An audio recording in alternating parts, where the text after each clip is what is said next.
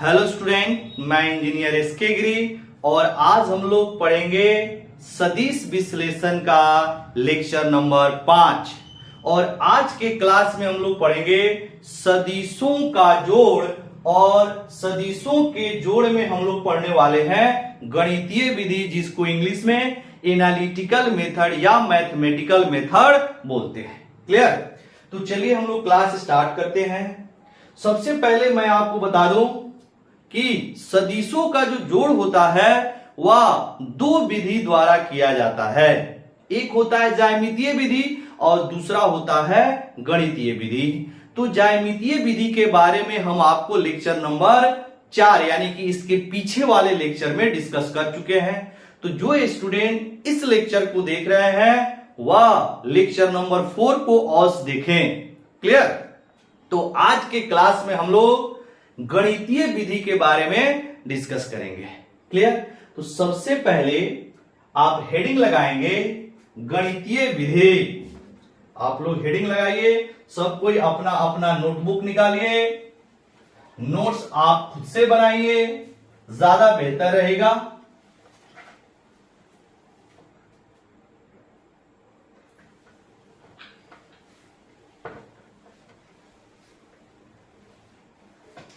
Heading लगाएंगे गणितीय विधि। Second,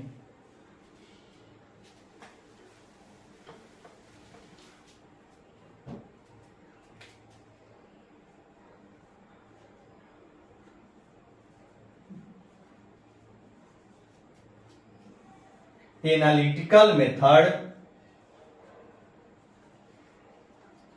अब यहां पे हम लोग समझेंगे कि गणितीय विधि का इस्तेमाल कब किया जाता है। क्लियर? मान लीजिए अगर आपके पास दो सदिश दिए गए हैं और उन दोनों सदिशों के परिमाण दे रखा है तथा इनके बीच का कोण दे रखा है, तो इन सदिशों को जोड़ने के लिए हम लोग गणितीय विधि का इस्तेमाल करते हैं।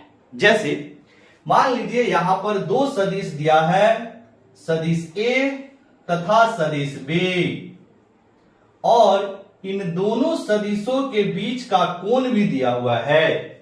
ठीक? यानी सदिश ए का परिमाण दिया हुआ है, मान लीजिए ए के बराबर, और सदिश बी का परिमाण दिया हुआ है बी के बराबर, तथा इनके बीच का जो कोण है वह थीटा दिया हुआ है।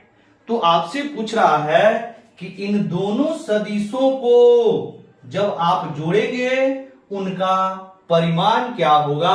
साथ ही साथ हम लोगों को पूछेगा कि इसकी दिशा भी आप फाइंड कीजिए, ज्ञात कीजिए। यानी a प्लस बी का जो परिमाण होगा वो निकालना होगा, और a प्लस बी को ही तो हम लोग परिणामी सदिश बोलते हैं, यानी कि रिजल्टेंट वेक्टर r बोलते हैं। तो हमें रिजल्टेंट वेक्टर यानी परिणामी सदिश का परिमाण और दिशा प्राप्त करना है। चलिए यहां पे देखेंगे, सबसे पहले क्या करेंगे, इन दोनों सदिशों को समानांतर चतुर्भुज विधि से जोड़ लेंगे। कैसे? तो आप क्या करेंगे, बी के हेड से सदिश ए को समानांतर शिफ्ट करके खींच लीजिए। मतलब आप ऐसे बी के शीर्ष से सदिश ए को खींचिए, और खींचने का तरीका आप जानते हैं, समानांतर शिफ्ट करा देंगे। इसको आप थोड़ा सा आगे की ओर एक्सटेंड करेंगे, आगे की ओर इस लाइन को बढ़ाएंगे। अगर ये कोण थीटा है तो ये भी कोण कितना होगा बाबू? थीटा के बराबर, क्योंकि ये वाला लाइन और ये वाला लाइन एक दूसरे के क्या है? समानांतर है। उसके बाद क्या करेंगे, ए के हेड से सदिश बी को खींच लेंगे। ठीक? मतलब बी को आप क्या कीजिए, समानांतर शिफ्ट कर दीजिए ए के शीर्ष के पास।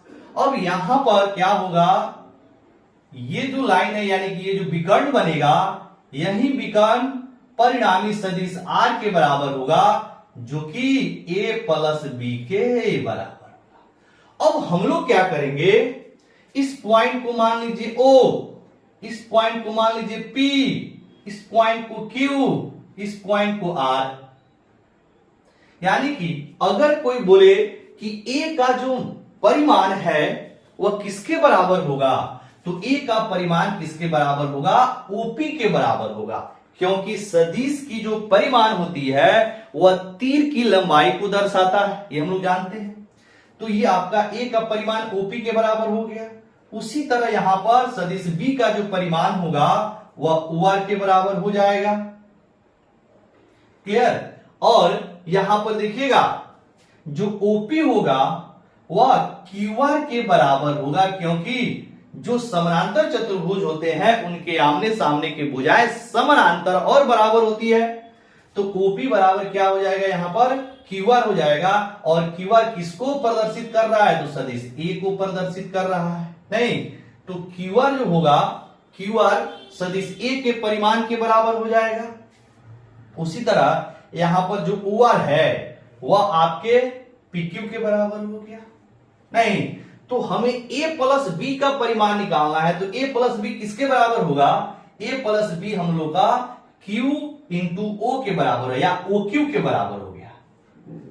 यानी कि हमें क्या फाइंड करना है बाबू? समझिए, ओ क्यू को फाइंड कर लेना है। अगर ओ क्यू हम लोग निकाल ले, इसका मतलब है ए प्लस बी का परिमाण निकाल लेंगे। नहीं, ए प्लस बी का जो परिमाण होगा वही परिणामी सदिश के बराबर होता है, आर के बराबर हो जाएगा। तो इसके लिए अब हम लोग क्या करेंगे? देखिएगा, यानी क्यू से यहां पर एक लंब डाल दीजिए, ये थीटा है। यानी क्यू से आप एक यहां पर लंब डाल दीजिए, ये एंगल ऐसे, और इसको बोल दीजिए यहां पर एस।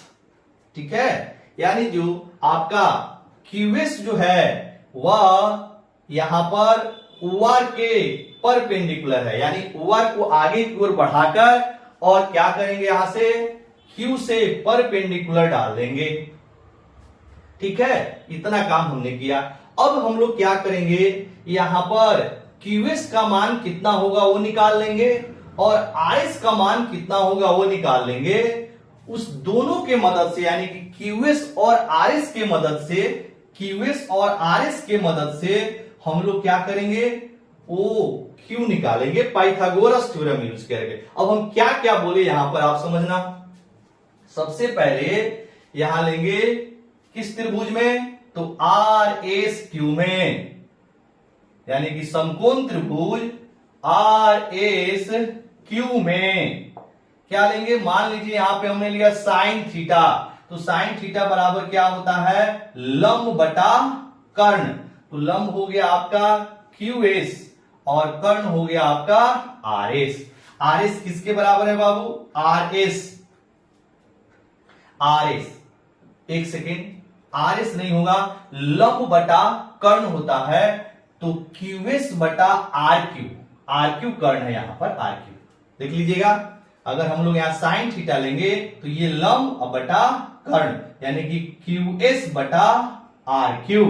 ठीक? अब आरक्यू का जो मान है, या क्यूआर बोलिए, आरक्यू या क्यूआर बोलिए, किसके बराबर है? ए के बराबर है। तो यहां आप लिख सकते हैं साइन थीटा बराबर क्यूएस बटा ए। अब यहां से अगर आप क्यूएस निकालेंगे तो ये आ जाएगा ए साइन थीटा।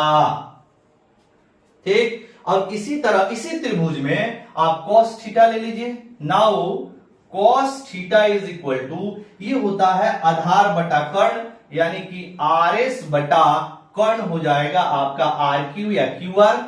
नहीं, अब यहां पर आर एस अगर निकालेंगे तो ये आर क्यू कितने के बराबर है? आर क्यू ए के बराबर है। मल्टीप्लाई कर देंगे तो ये हो जाएगा ए कॉस थीटा, क्योंकि यहां पे एक बार लिख दीजिए आर एस बटा ए हो जाएगा। ठीक है? तो आर एस बराबर कितना हो गया? ए कॉस थीटा। अब हम लोग क्या करेंगे? कौन सा त्रिभुज लेंगे? तो यहां पर एक बड़ा वाला त्रिभुज बन रहा है ओ एस क्यू, यहां पे लिखेंगे। अब यहां पर लिखेंगे समकोण त्रिभुज ओ एस क्यू में। अब ओ एस क्यू में देखिएगा, ओ क्यू जो है वह आपके कर्ण का काम करेगा, हाइपोटेनस का काम करेगा। क्यूएस जो है वह आपका लंब का काम करेगा, और ओएस जो है वो आपका आधार का काम करेगा। ठीक है? इस एंगल के लिए। तो तो यहां पर अगर हम लोग देखें तो ये आ जाएगा आपका O Q square, Pythagoras theorem से O Q square, Pythagoras theorem लगाएंगे तो O Q square is equal to O S square plus Q S square. आप ओ एस को क्या लिख सकते हैं, O R plus R S, O R plus R S. तो O Q square is equal to O R plus R S का whole square plus Q S square. अब देखिएगा बाबू, यहां पर O Q square is equal to A plus B का whole square. यहां पर O R plus R S का square है, होल स्क्वायर है, तो इसमें ए प्लस बी का होल स्क्वायर, ए का मान ओ आर हो जाएगा और बी का मान आर एस हो जाएगा। तो ए square O R square plus 2ab plus कितना बी स्क्वायर, मतलब आर एस स्क्वायर, और लास्ट में यहां पर क्या है, क्यूएस है, तो यहां लिख देंगे क्यूएस का स्क्वायर। अब देखिएगा ओ क्यू स्क्वायर बराबर ओ आर कितने के बराबर है, ओ आर बी के बराबर है, तो लिखेंगे B square plus 2 into B into R S. R S देखिए हम लोग निकाले A cos theta, A cos theta plus फिर आर एस कितना है, तो ए कॉस थीटा का होल स्क्वायर, तो ए स्क्वायर कॉस स्क्वायर थीटा हो जाएगा, अब प्लस क्यूएस कितने के बराबर है, तो ए साइन थीटा, तो ए साइन थीटा का स्क्वायर, ए स्क्वायर साइन स्क्वायर थीटा। यहां पे देखिएगा क्यूएस का मान रख दिया, यहां आर एस का मान रख दिया। आर एस कितने के बराबर है, ए कॉस थीटा के बराबर है, और क्यूएस कितने के बराबर है, ए साइन थीटा के बराबर, तो उसका स्क्वायर हम लोग को करना है, तो स्क्वायर कर दिया।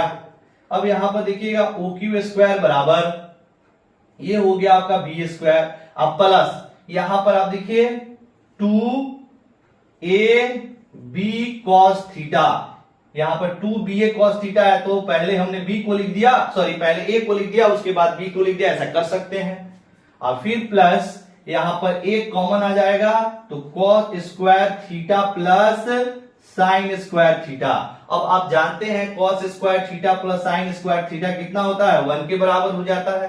तो 1 में आप ए स्क्वायर से मल्टीप्लाई करेंगे तो 1 ही आएगा, सॉरी ए स्क्वायर आएगा, तो ये क्या हो जाएगा आपका O Q square is equal to b square plus 2ab cos theta plus a square गुना 1 आपका ए स्क्वायर के बराबर हो जाएगा। अब यहां जरा देखिएगा ओ क्यू किसके बराबर है बाबू, ओ क्यू यही तो ए प्लस बी के परिमाण के बराबर है, तो यहां पर हो जाएगा a प्लस बी का जो परिमाण का वर्ग होगा, वो पहले हम इसको a लिख दे रहे हैं, a square plus B square plus 2ab cos theta. तो यहां से अगर आप निकाले a प्लस b का परिमाण, तो ये आ जाएगा under root a square plus B square plus 2ab cos theta. यानी कि यहां से एक हमें फॉर्मूला मिला कि a प्लस b का जो परिमाण होगा वो कितने के बराबर होगा बाबू, a square plus B square plus 2ab cos theta. और यही a प्लस बी किसके बराबर है, तो r के परिमाण के बराबर है। नहीं तो परिमाण तो हमारा निकल गया, अब हम लोग को निकालना है दिशा, यानी डायरेक्शन निकालना है कि सदिश जो आपका r है, r मतलब a प्लस बी जो है उसका दिशा क्या होगा। तो पहले इसको नोट कीजिएगा, ये आपका एक डेरिवेशन से यहां से फॉर्मूला प्राप्त हो गया कि अगर दो सदिशों को जोड़ना है, ठीक है, तो जोड़ने का जो मैग्नीट्यूड आता है वो कितना आएगा, a square plus B square plus 2ab cos theta. इस फॉर्मूला को याद रखना है, पॉज करके आप नोट कर लीजिएगा। अब हम लोग चलते हैं इसकी डायरेक्शन निकालने। डायरेक्शन नोट कर लीजिएगा पॉज करके।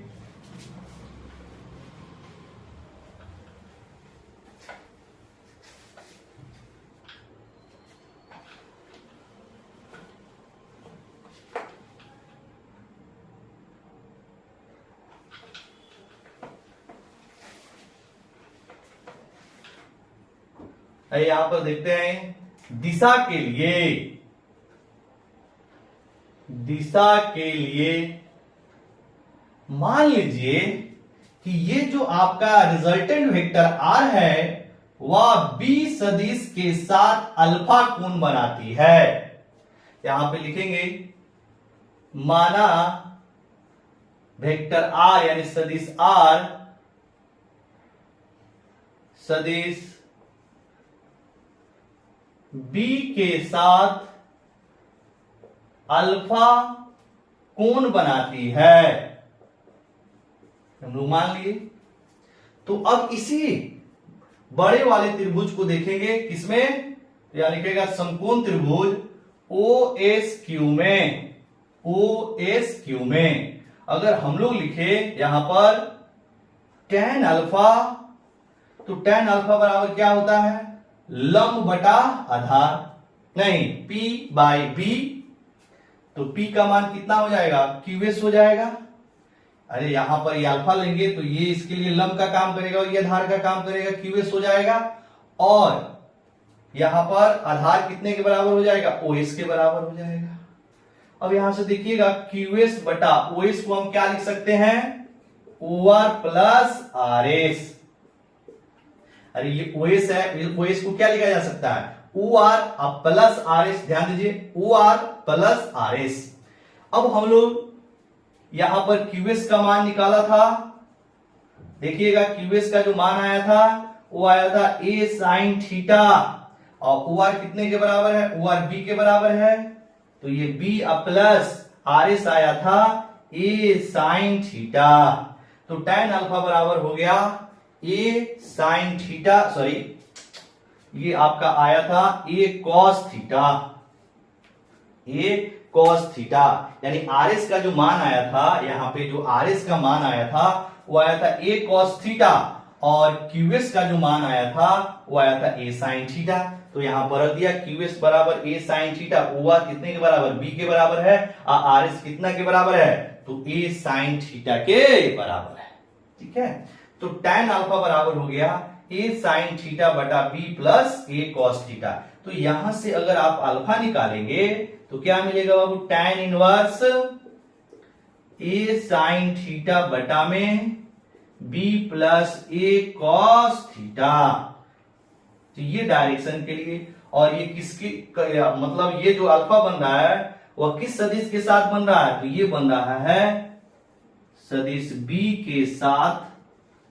अल्फा जो है किसके साथ एंगल बन रहा है, सदिश B के साथ। तो अगर मान लीजिए सदिश B के साथ आपने निकाल लिया, जो यानी रिजल्टेंट वेक्टर परिणामी सदिश B के साथ अगर अल्फा कोण बना रही है तो A के साथ कितना बनाएगा, थीटा माइनस अल्फा, यानी कि ये एंगल आपका कितना हो जाएगा, थीटा माइनस अल्फा। तो यहां पर लिखेंगे सदिश R सदिश A के साथ थीटा माइनस अल्फा कोण बनाएगी। तो आप दोनों में कोई भी एंगल निकाल के दिखा सकते हैं। अल्फा निकालिएगा तो वो किसके साथ बनेगा कोण, तो वो सदिश B के साथ बन रहा है। तो आप यहां से अल्फा निकालिए और लिख दीजिएगा ये जो अल्फा बना वो किसके साथ बना है, सदिश B के साथ बना है। अगर मान लीजिए क्वेश्चन में पूछता है, नहीं बताइए A के साथ रिजल्टेंट वेक्टर जो है R वह कितना कोण बनाएगा, मतलब परिणामी सदिश जो R है वह सदिश A के साथ कितना बनाएगा, तो ये पूरा एंगल कितना है, थीटा है, ये कोण अल्फा है, तो ये कोण कितना हो जाएगा, थीटा माइनस अल्फा। ठीक है, तो ये फॉर्मूला आपको याद रखना है। पहला फॉर्मूला कौन सा, दोनों सदिशों के जो जोड़ का परिमाण आया है वो, और फिर दिशा के लिए अल्फा का मान याद रखना है। ठीक है, अब चलिए इसके कुछ इंपॉर्टेंट पॉइंट्स है उसको भी हम लोग देख लेते हैं। नोट कर लीजिएगा पॉज करके।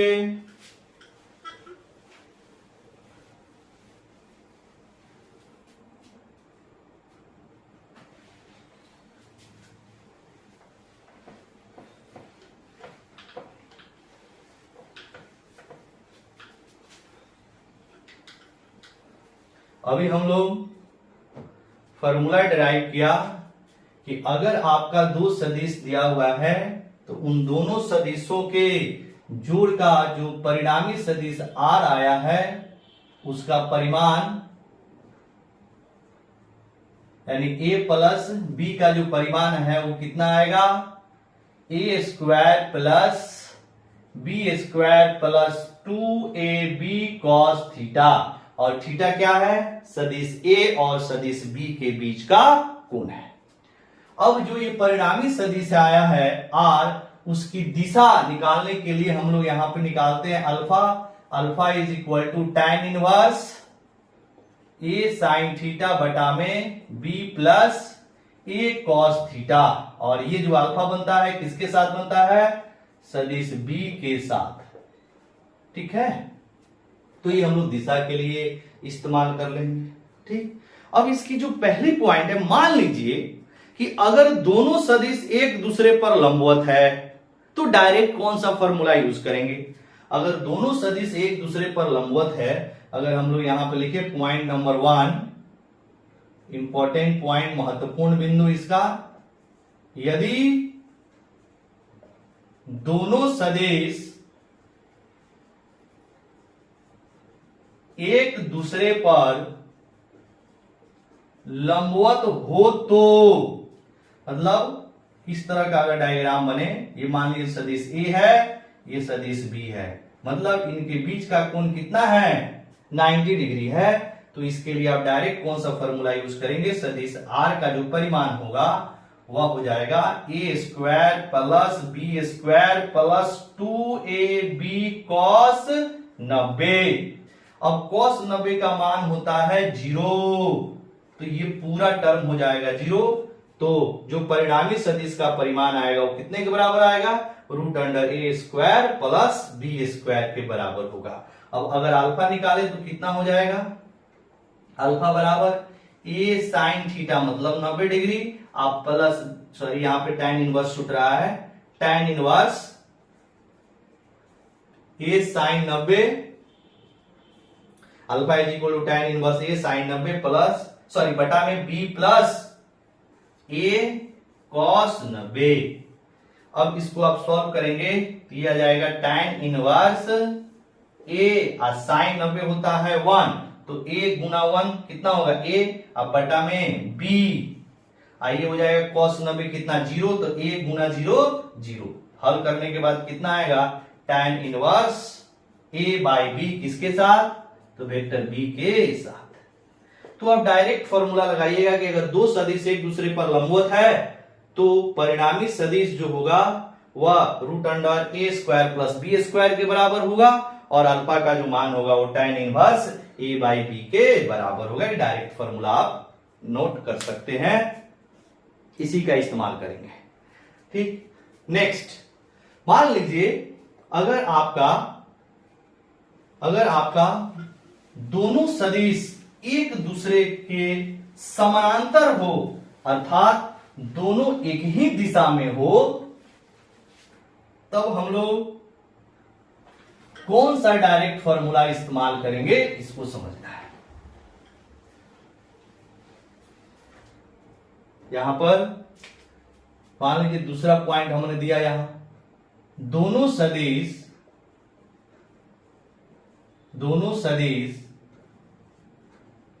एक दूसरे पर लंबवत हो तो, सॉरी इसका तो हो गया, दोनों सदिश एक ही दिशा में हो तो, इसको हम लोग कर चुके हैं 1 नंबर में। दोनों सदिश एक ही दिशा में हो तो, मतलब मान लीजिए आपका सदिश ए राइटवर्ड है और सदिश बी भी इसी डायरेक्शन में है, तो यहां पर थीटा का मान कितना होगा, 0 डिग्री। यानी जब दो सदिश एक ही दिशा में होता है तो थीटा का मान कितना होता है बाबू, 0 डिग्री। अब 0 डिग्री लेकर दोनों सदिशों के जोड़ का परिणामी सदिश का परिमाण निकालेंगे, यानी सदिश आर का जो परिमाण होगा वो कितना हो जाएगा, a square plus B square plus 2ab cos 0 cos 0 का मान होता है 1,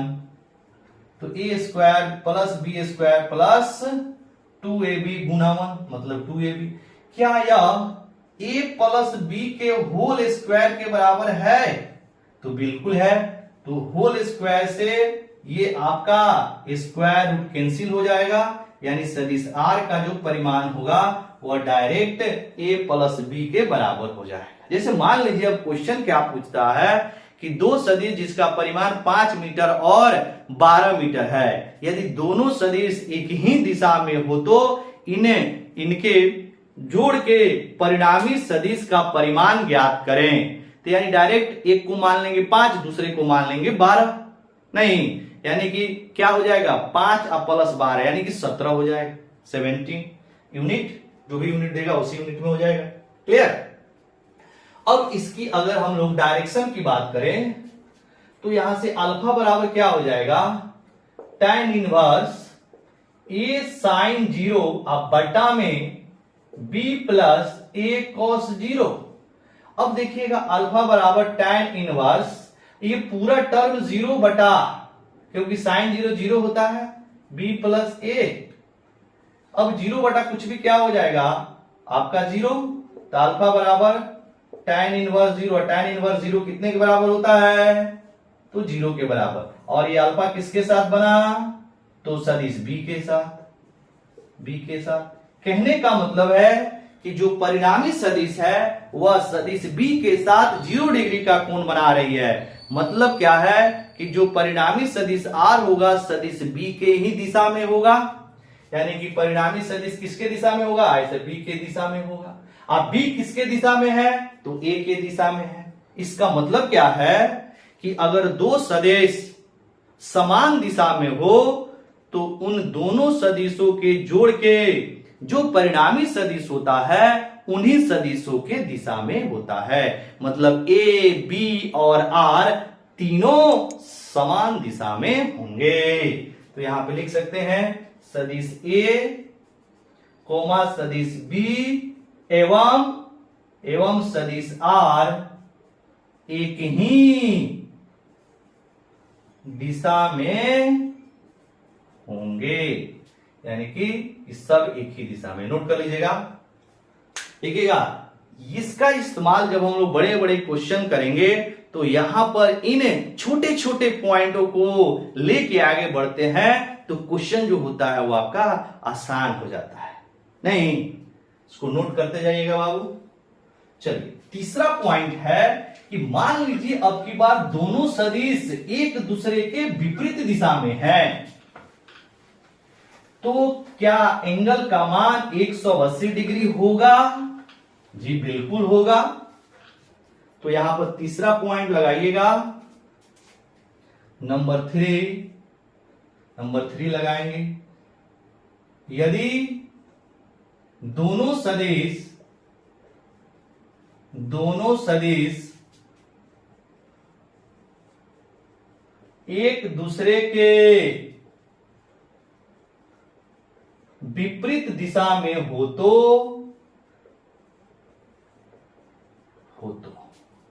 जैसे मान लीजिए ये आपका b वेक्टर है और इधर आपका a वेक्टर है, तो क्या होगा इनके बीच का एंगल थीटा कितना हो जाएगा? 180 डिग्री। नहीं, तब इनके परिणामी सदिश को अगर हमें निकालना हो तो कैसे निकालेंगे? तो परिणामी सदिश का जो परिमाण होगा पहले वो कितना आ जाएगा? a square plus b square plus 2ab cos 180 degree.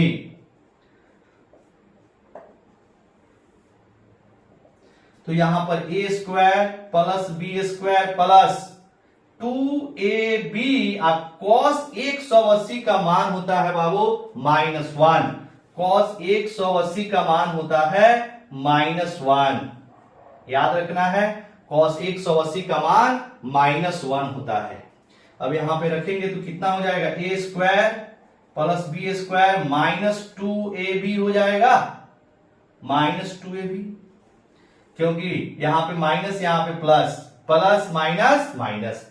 अब ये बताइए जरा किसका स्क्वायर है?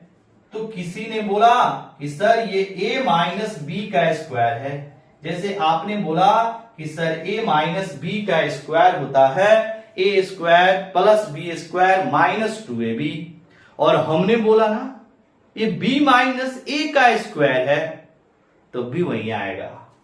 यानी कि a माइनस बी का स्क्वायर, a माइनस बी का होल स्क्वायर, स्क्वायर बोले हैं, a माइनस बी का होल स्क्वायर जो होता है वह a square plus B square minus 2ab होता है, तथा साथ ही साथ b माइनस ए का होल स्क्वायर भी सेम होता है।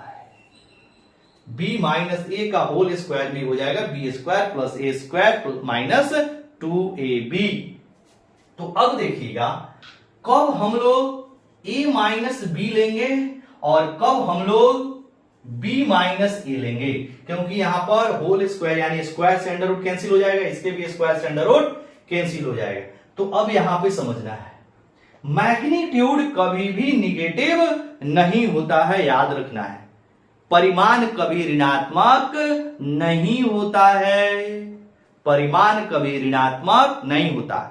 मतलब ये a माइनस बी कब ऋणात्मक नहीं होगा, क्योंकि ये क्या है, r का परिमाण ही तो है a माइनस बी, r का परिमाण a माइनस बी है, तो a माइनस बी कब ऋणात्मक नहीं होगा, जब a का मान b से बड़ा होगा।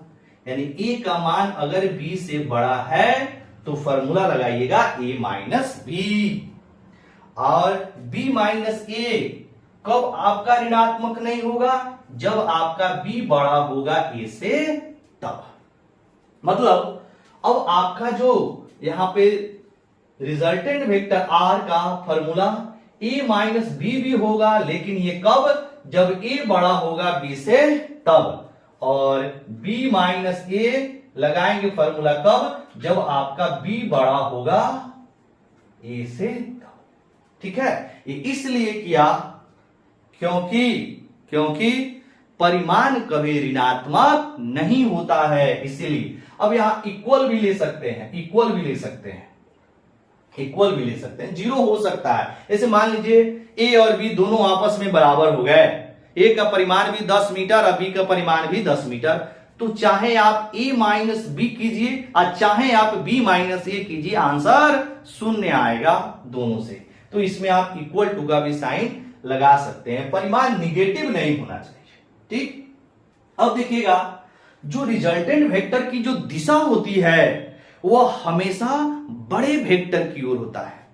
जैसे मान लीजिए अगर फॉर्मूला आप लगा रहे हैं b माइनस ए, सॉरी आपका फॉर्मूला आप लगा रहे हैं a माइनस बी वाला ऊपर वाला, यानी a बड़ा होगा b से तब लगा रहे हैं।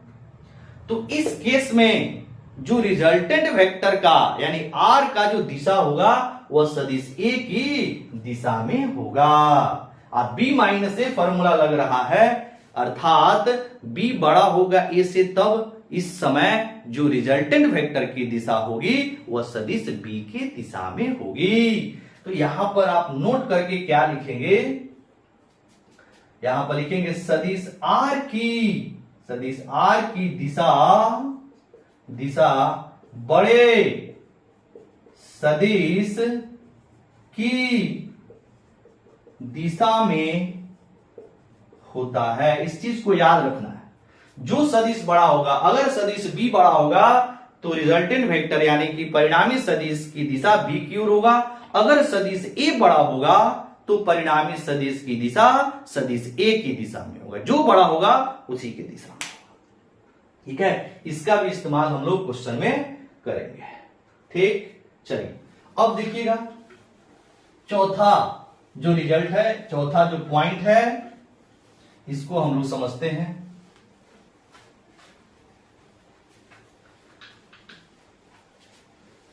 चौथा पॉइंट क्या है, मान लीजिए कि अगर दो सदिश दोनों का परिमाण समान हो गया है, ठीक है, और उनके बीच का कुछ एंगल है थीटा उटा, ठीक, लेकिन परिमाण दोनों का बराबर है। चौथा नंबर, यदि दोनों सदिशों का परिमाण आपस में बराबर हो तो, मतलब ये जो आपका वेक्टर ए है और ये आपका वेक्टर बी है, ठीक, इनके बीच का कोण थीटा है, लेकिन ए का जो परिमाण है मान लीजिए x, तो बी का भी परिमाण कितना होगा x? नहीं, क्योंकि दोनों सदिशों का परिमाण आपस में बराबर है, उसका केस हम लोग पढ़ रहे हैं। तो अगर आपका ए का परिमाण x है तो बी का भी परिमाण क्या होगा? x ही होगा, और इनके बीच का एंगल कुछ दिया हुआ है थीटा। अब देखते हैं रिजल्टेंट जो आपका वेक्टर है, परिणामी सदिश r है, वो कितना आता है। तो परिणामी सदिश r का जो परिमाण होगा रूट अंडर, फॉर्मूला वहीं चलेगा, a square b square plus 2ab cos theta, a का एक्स स्क्वायर फिर बी का परिमाण x, तो x square plus 2x cos theta. इसको सॉल्व करेंगे, एक्स स्क्वायर और एक्स स्क्वायर मिलकर 2x स्क्वायर, और फिर ये हो जाएगा 2x square cos theta, x गुना x, एक्स स्क्वायर हो गया। अब यहां से आप देखिएगा 2x स्क्वायर कॉमन आ रहा है, तो यहां बच गया 1 और इसमें बच गया cos थीटा। अब 1 प्लस cos थीटा का फॉर्मूला यहां लगा देंगे, तो 2x square, 1 plus cos theta का जो फॉर्मूला होता है 2 cos स्क्वायर थीटा बाई 2, यानी 1 प्लस cos थीटा का फॉर्मूला होता है बाबू वो 2 cos स्क्वायर थीटा बाई 2। अब यहां से देखिएगा 2 दूना 4, x square cos square theta by 2, cos square theta by 2, इतना आ गया। अब आप r का जो परिमाण होगा वो कितना हो जाएगा? 4 का स्क्वायर रूट 2, एक्स स्क्वायर का स्क्वायर रूट x, और cos स्क्वायर थीटा बाई 2 का स्क्वायर रूट हो जाएगा cos थीटा बाई 2। यानी कि अगर रिजल्टेंट वेक्टर r का परिमाण निकालना हो तो डायरेक्ट फॉर्मूला निकाल लेंगे, 2x cos थीटा बाई 2। अब सबसे मजेदार जो इसकी दिशा है वो आने वाला है, जरा देखिएगा। यहां पर अगर हम लोग यहां पर अल्फा निकाले तो अल्फा बराबर क्या होगा? tan इनवर्स, या पहले हम ऐसे ही निकाल रहे हैं, tan अल्फा बराबर a साइन थीटा बटा b plus a cos theta, यही होता है। तो यहां से tan अल्फा बराबर x साइन थीटा बटा x plus x cos theta. अब जरा देखिएगा, tan अल्फा बराबर x साइन थीटा बटा में x कॉमन लेंगे तो 1 प्लस cos थीटा, ये x कट जाएगा।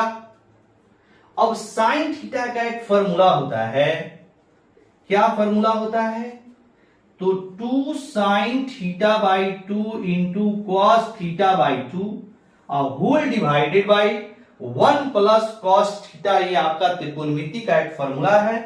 कितना? तो अभी आपने देखा 2 cos स्क्वायर थीटा बाई 2, यानी साइन थीटा का फॉर्मूला है 2 sine theta by 2 into cos theta by 2, और 1 प्लस cos थीटा की फॉर्मूला है 2 cos स्क्वायर थीटा बाई 2। अब क्या होगा, जरा 2 से 2 कटेगा, एक cos से ये वाला cos थीटा बाई 2 कट जाएगा, और ऊपर साइन थीटा बाई 2 है, नीचे cos थीटा बाई 2, यानी कि tan अल्फा बराबर ऊपर बचा है साइन थीटा बाई 2 है, नीचे cos थीटा बाई 2। अब साइन थीटा बाई 2 बटा cos थीटा बाई 2 कितना हो जाएगा बाबू?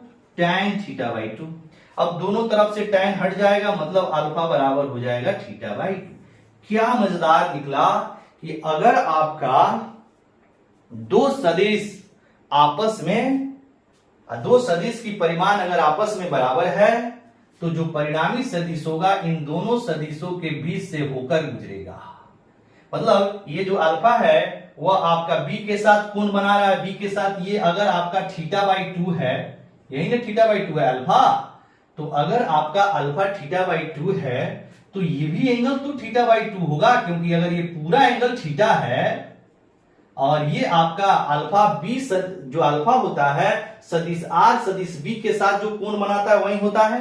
तो बी के साथ आर कितना कोण बना रही है, बी के साथ आर जो है अल्फा कोण बना रही है, अल्फा कितना है थीटा बाई 2 है, तो ऊपर वाला भी कितना है थीटा बाई 2 है।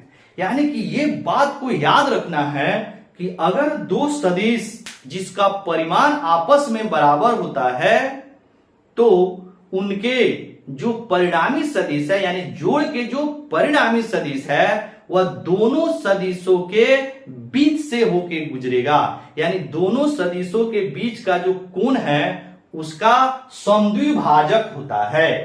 ठीक है, समद्विभाजक होता है, यानी उनके कोणों को दो बराबर भागों में सदिश आर बांट देती है। तो इसको आप नोट कीजिएगा, पॉज करके नोट कीजिएगा बाबू। हो गया?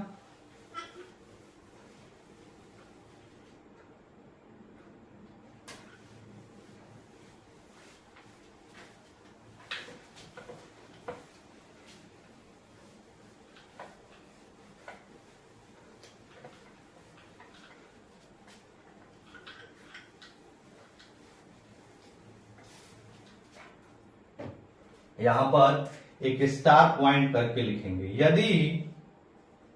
यदि दोनों सदिशों का परिमाण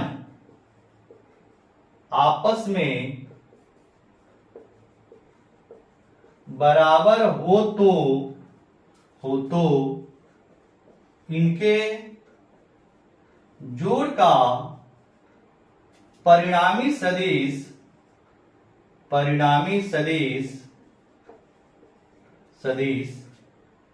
इनके बीच से होकर गुजरता है। आप देख लीजिए। नहीं तो इस लाइन को याद रखेंगे। तो अभी जो हमने आपको पॉइंट सारे कराए ये छोटे छोटे पॉइंट्स हैं, इसका इस्तेमाल करके बड़े बड़े क्वेश्चन को आप आसानी से सॉल्व कर सकते हैं। क्लियर? तो आज का क्लास हम लोग यहीं स्टॉप करते हैं। हमने आपको गणितीय विधि आज कराया। अब इस पे जो क्वेश्चंस हैं यानी कि सदिश जोड़ जो आपका है सदिशों का जो जोड़ है इसके जो क्वेश्चन है अब हम लोग अगले क्लास में करेंगे। आप लोग पूरा रिवीजन के साथ अगली क्लास ज्वाइन कीजिएगा।